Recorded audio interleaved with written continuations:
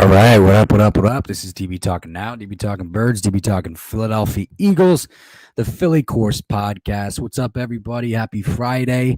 Got a few things I want to talk about. Let's talk about the Tennessee Titans, playing the 49ers last night. Great game, guys. Really close game. Obviously, the 49ers, led by porn star Jimmy, Jimmy Garoppolo, went up to 10-0 at the half, and it looked like it was gonna be a one and done. The 49ers were gonna put away the Titans, and I was starting to sweat. Reason why I was starting to sweat is because I wanted the 49ers to lose. You guys know why I want the 49ers to lose. Why? Because it's great news for the Philadelphia Eagles that the 49ers fucking lost last night. A.J. Brown was a complete fucking monster in the second half. And how about Ryan Tannehill getting that 10-yard run to put them in field goal range to seal this game 20-17 last night? Big play, Slay. What's up, my man? Welcome to the chat. So the Titans came back and won. They scored 17 unanswered points. The 49ers tied it up 17-17. And then they got the walk-off field goal with 4 seconds left to go in the game. Guys, this is huge. This is and I want to get into why it's huge. Reason being is the Eagles have an outside shot at the 6th seed. The Eagles have an outside shot at the 6th seed. Can you fucking believe it? And I'm gonna get into this. We're gonna talk about this, and this is the scenario, right? So 49ers lose last night. Obviously, the 49ers are now 8-7. The 49ers played the Los Angeles Rams in Week 18. 49ers played the Los Angeles Rams in Week 18. If the Los Angeles Rams do not have to rest their starters and the 49ers lose to the Los Angeles Rams in Week 18, well, that means this team is going to be 9-8. And if the Philadelphia Eagles somehow find a way to take care of their business and beat the New York Giants, beat the Washington football team for the second time this season, and then fucking beat Dallas in Week 18 like we know that they possibly can if they bring their A game, and the Philadelphia Eagles win out, baby. Guess what? They'll be 10-7. The 49ers will be 9-8. And the Philadelphia Eagles will be the fucking 6th seed in the NFC. How crazy is that? Let's talk about it. Let's fucking talk about it. Guys, some other news and notes. Obviously, Jordan Mailata and Miles Sanders did not practice all that much this week, but it looks like they are a go for this week's game against the New York Giants. But I'm feeling really good. Happy holidays, everybody. Happy holidays. I'm feeling really good about the Eagles' chances of making the playoffs, and I want to get into this because of how we fucking started, how we started this season, where we've come, where we're at now, all of the above. What a phenomenal job by Nick Sirianni. Like, I don't even care. Like, I understand. I understand that we know that Jeffrey Lurie may want a high flying, beautiful ballerina type of offense like they got in Kansas City, but kudos kudos to Nick Sirianni if he pretty much said the same thing kudos to Nick Sirianni if Jeffrey Lurie pretty much said the same thing to him, but Nick Sirianni was like, no, I'm gonna do what's best, and we're gonna turn this around. We're gonna make this a running team. I mean, just look at the things that Nick Sirianni has done. Look at do you guys know that the Philadelphia Eagles are number 1 in explosive plays since Week 8? Do you guys know that? Are you guys aware of that? We're number 1 in rushing offense. We're number 1 in explosive plays. Our red zone efficiency is near the top of the league. Absolutely, this Philadelphia Eagles team is actually a lot scarier than people are giving it credit for. And now we're coming off of a Tuesday win.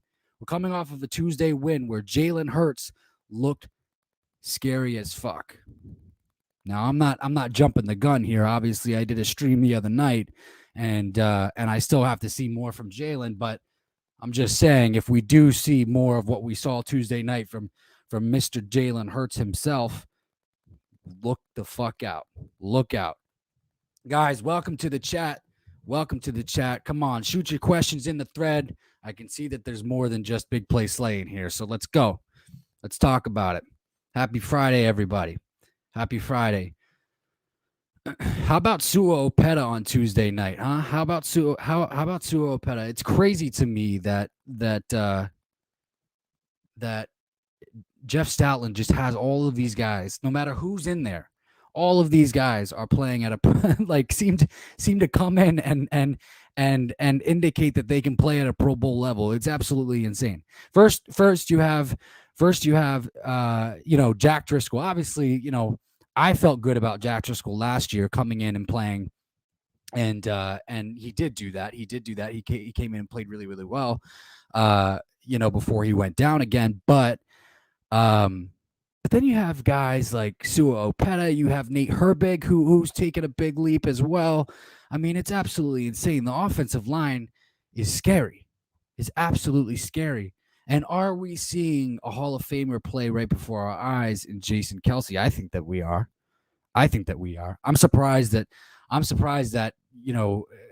it's that big of a question. Because it's been a huge question throughout many of the different Philly journalists this week. Are we seeing a Hall of Famer right before our very eyes? Yeah, I think that we are. I mean, it's almost to the point where there's no point in even asking the fucking question. Yeah, I think that we are. I mean, did you guys know that he was clocked at 16.5 miles per hour on that run from Miles Sanders? Absolutely insane. On that 33-yard run by Miles Sanders on Tuesday night. Ridiculous. So the Eagles have a shot at the 6th seed. What are the odds? What are the odds? Well, here's the thing. There is a shot.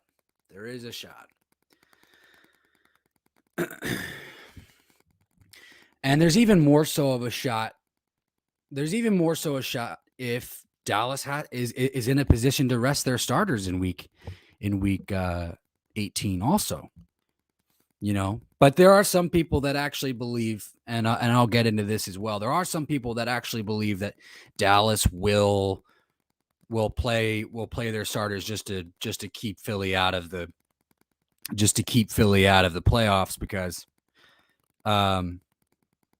because they're scared of us. And honestly, that week 18 game might not even keep Philly out of the playoffs if they just take care of business and the Vikings end up losing to whoever they're fucking playing. Let me bring up their schedule again. Hold on one second. For some reason, off the top of my head, I cannot remember it.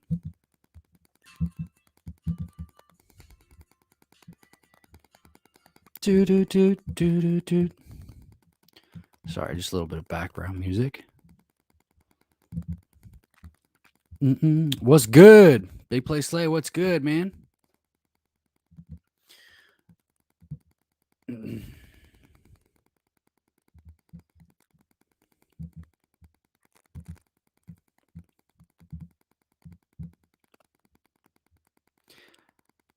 I mean, last night's game, I was insanely impressed with AJ Brown coming back into the game and then going, what was it, like 11 receptions for 140 yards or some shit like that. Like, it was incredible. I can't downplay the 49ers though. I mean, they've got some dudes. They've got some dudes to cause mismatches. I just don't trust Jimmy G. And I've said that all along too. I don't trust Jimmy Garoppolo. Do not trust Jimmy Garoppolo. Jimmy Garoppolo is a guy who will turn the ball over in pressured situations. And we saw that last night.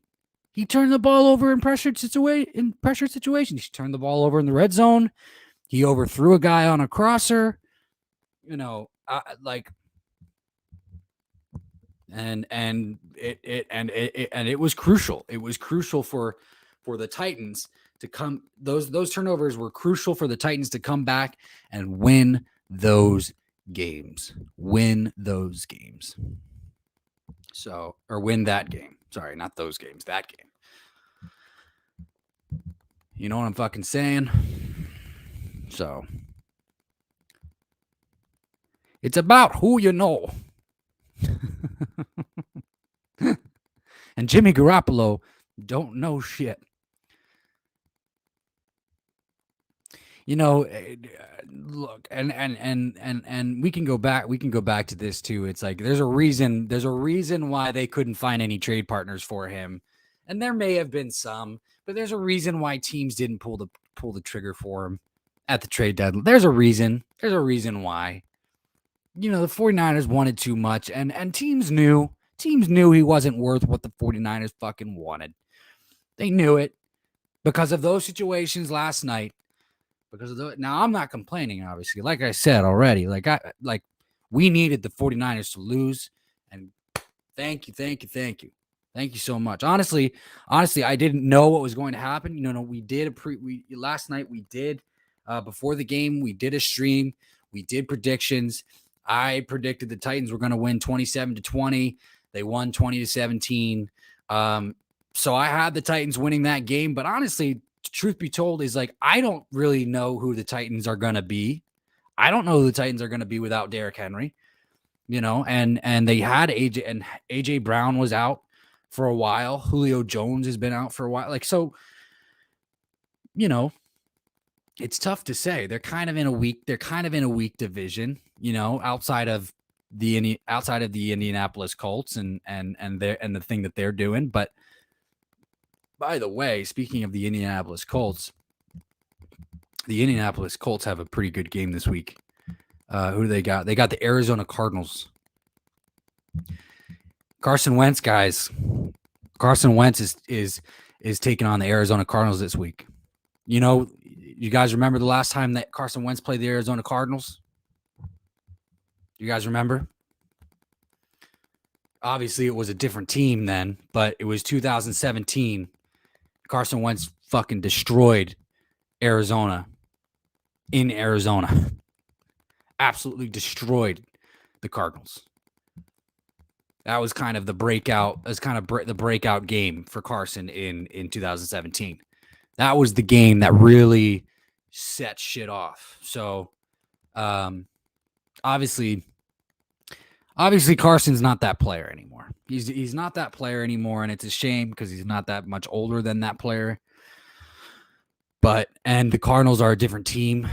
But for some reason, my senses are starting to like inch toward.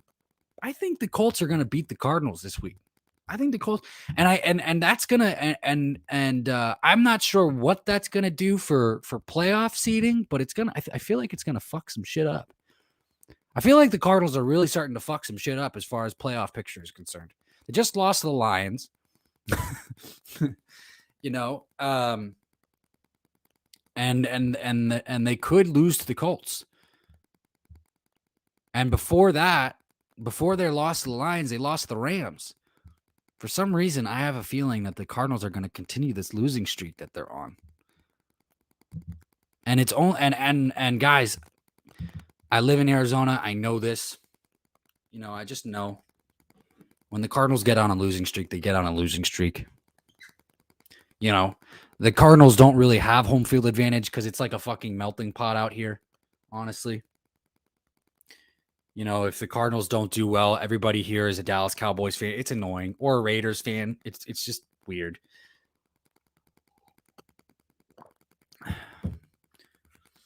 Unless you got somebody who's like, unless you run into somebody who's like from like the East Coast, like Philly, like me, or from New York and is a Giants fan, or some shit like that. Like, and you know that they're diehard.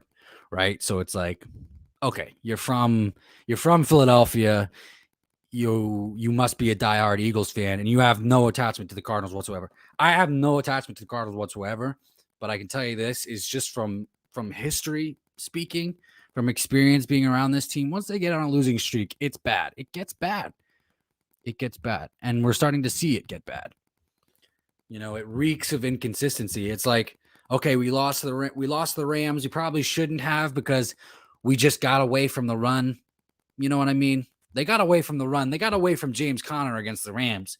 And then they go and they lose to the Lions in the following week. And now you got a red-hot Colts team coming in.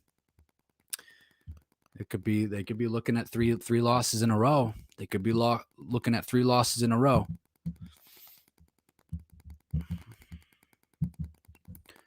So, I mean, I don't think it would fuck up the playoff picture all that much, but it would just cause some weird, like the playoff picture after the 5th seed is already screwy. We don't need it to be any more screwy than it already is. You know what I'm saying? And obviously, guys, we have the Los Angeles Rams taking on the Minnesota Vikings. The Minnesota Vikings are currently tied with us for the 7th seed. So, we play the Giants. Vikings play the Rams. I mean, come on. Somebody put money on those odds. That the Philadelphia Eagles aren't going to be the 7th seed after this week. Come on. Somebody put money on those odds. I'll take them. all day long. I think that the Eagles are going to be the 7th seed after this week. Da da da da da da.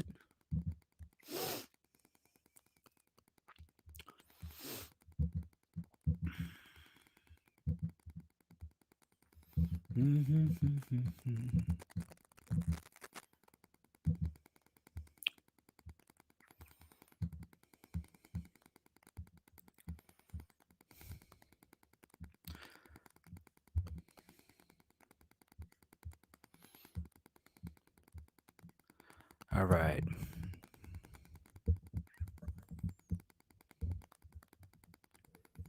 So let's talk about our Christmas Day games. Obviously, we've talked about the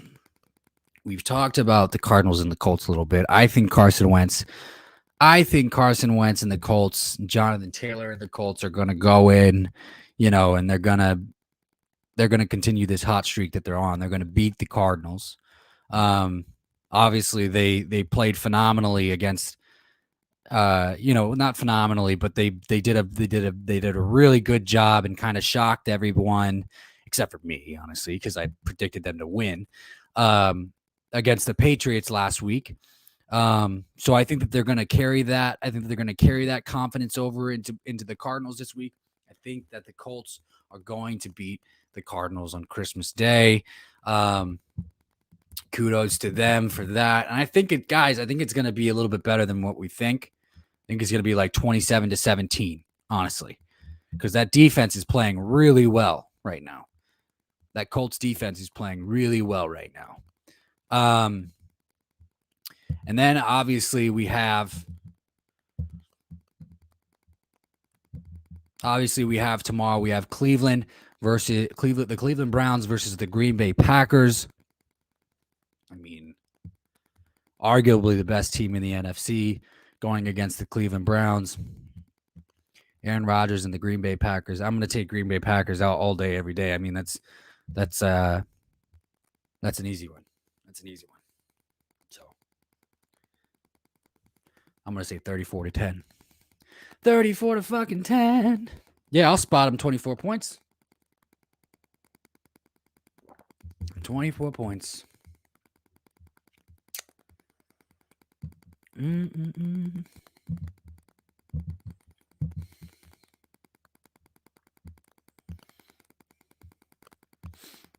Let me ask you guys this. Is anybody worried?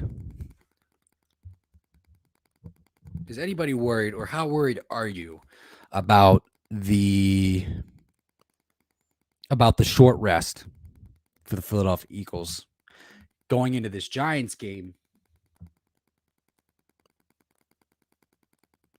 this week? Is anybody worried, and how worried are you about the Eagles' short rest going into the Giants game this week? Right now, the win probability for the Philadelphia Eagles is 79%, which is absolutely insane. which is absolutely insane.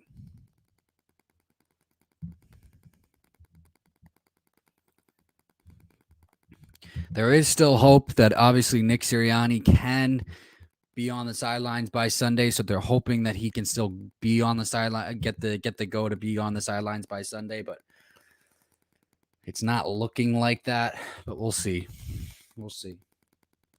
That's the only thing that really worries me, honestly, because he was on fire. He was on fire against the Washington football team, and I want that rhythm to continue. I don't want anything to interfere with that rhythm. Of Nick Sirianni coming off of a greatly called game, and I just want that to continue.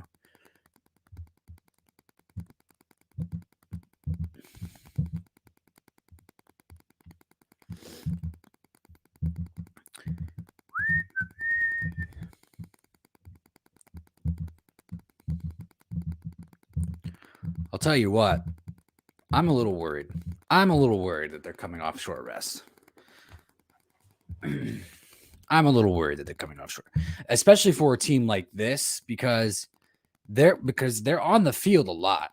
Like they're on the field a lot. Like we speak about how, we control the time of possession and running the ball, and how we can wear down defenses. But, imagine how worn out these offensive linemen can get.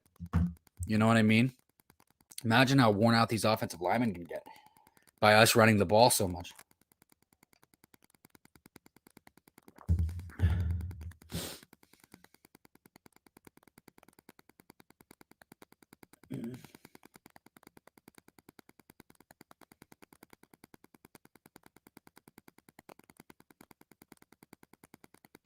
It's going to be an interesting thing to see, for sure.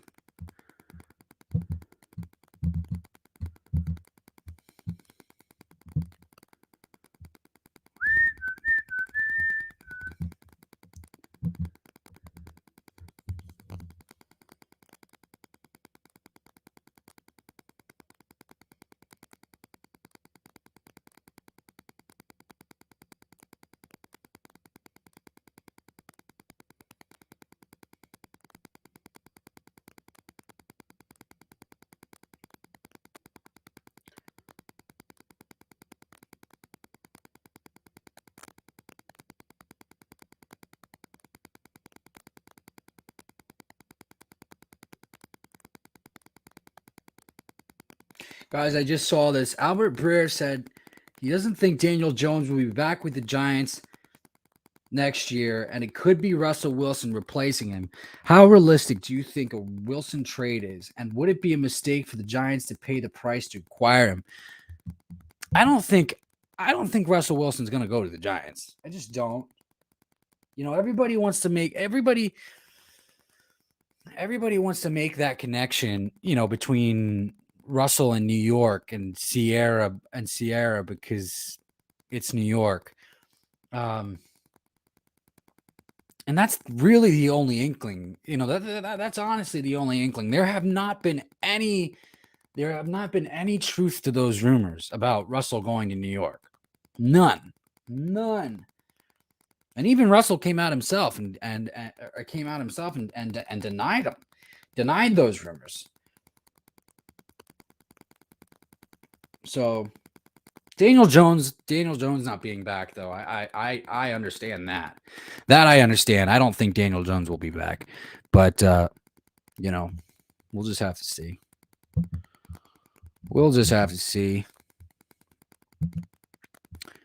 I mean, obviously, I don't think he gets the job done for the New York Giants, and he's nothing special. But here's the thing: is that, like, you just don't know. You don't know because David Gettleman still has failed to go out and invest in a strong offensive line. He has failed to go out and invest in a strong offensive line to protect these guys. You know what I mean? So, like, I don't know. I mean, I like, if I were a quarterback, I would not want to go. And that's why I don't think Russell would want to go to the Giants, because because of what they have done with the lack of action that they have taken to toward improving on the offensive line. Like if I were if I were a quarterback, or if I just wouldn't want to go to I wouldn't want to go to the Giants because of that fact. Any quarterback, really. They seem to fuck up every single quarterback that they take.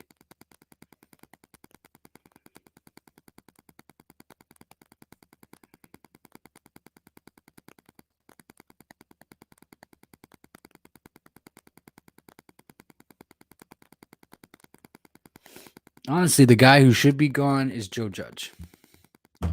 Joe Judge should get the fuck out of there. You know what I mean? Or just keep him. I don't care. I mean, honestly, I'm an Eagles fan. I don't care. The demise of the Giants is a plus for us.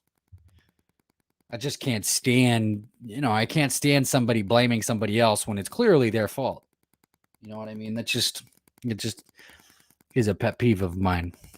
Honestly, it's like Urban Meyer. It's like, bro, you hired these coaches and now you're complaining about their fucking resumes. Like, you hired them, bro. Like, what the fuck is wrong with you? Oy vey.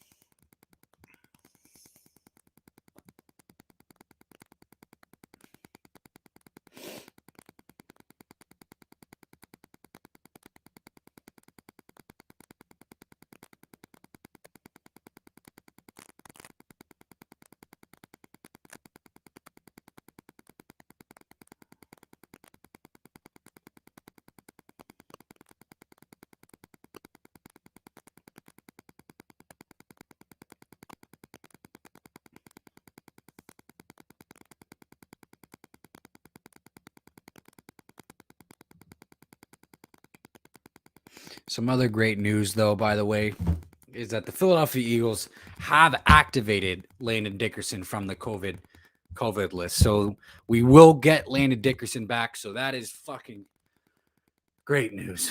Thank goodness. Even though I was pleasantly surprised with the play of Sua Opeta. I was pleasantly surprised, but he's no fucking Landon Dickerson. Okay? He's no Landon Dickerson. Let's get that out of the water right now. Landon Dickerson is a stud.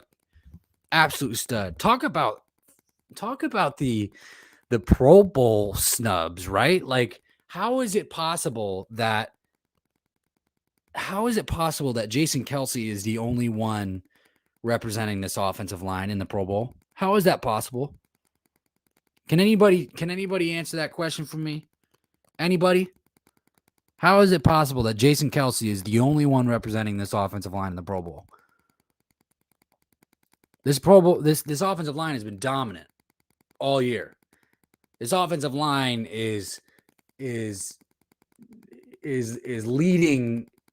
representing a rushing attack that's being compared to the 85 Bears rushing attack, led by very own Walter Payton. You know what I mean? Lane Johnson at least should have gone.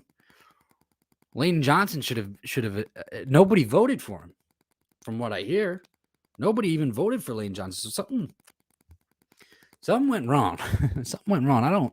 I don't think I trust that process anymore.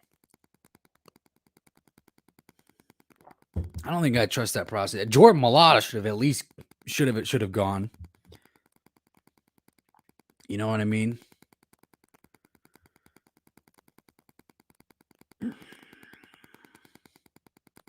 You're going to tell me that Jalen Hurts was nominated as an alternate, but Lane Johnson wasn't? Doesn't make sense to me. Doesn't make sense. Not trying to take anything away from Jalen Hurts, but sorry, the level of play is completely different. Completely different. Oy vey. Oy vey.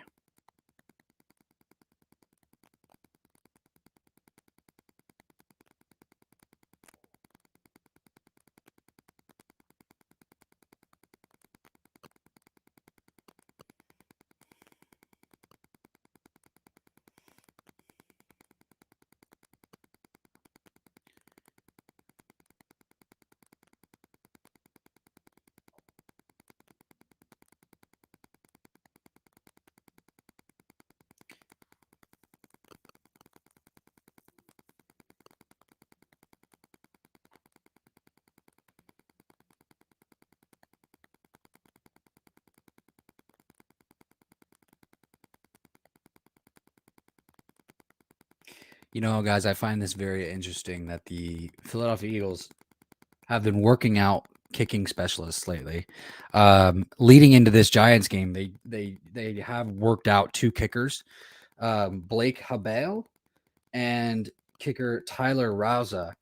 But just a couple weeks ago, also. So I wonder what's going on there. If there's anything with Jake Elliott or anything like that, there shouldn't be, because Jake Elliott is, and it might just be due diligence. Jake Elliott is automatic this season, so Jake Elliott's been on fire.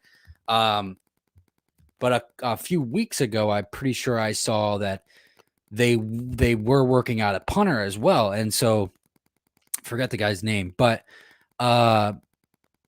and maybe I'll bring that up later and look into that later and bring it up on a different stream. But I was like, okay, that makes sense, because like I've noticed some short kicks from Aaron Sipas. I've noticed some short kicks from Aaron Sipas, and so it's like, is this the guy? You know what I mean? Now, obviously, Aaron Sipas is in his first year with the Philadelphia Eagles and is replacing Cam Johnston. And it's completely drastically different. He's not as powerful with his kicks. So I understood them working out a punter a few weeks ago, but with these two kickers, I'm intrigued. I wonder why. They're probably just doing due diligence, but we'll see, because that's three kicking specialists within the last month. So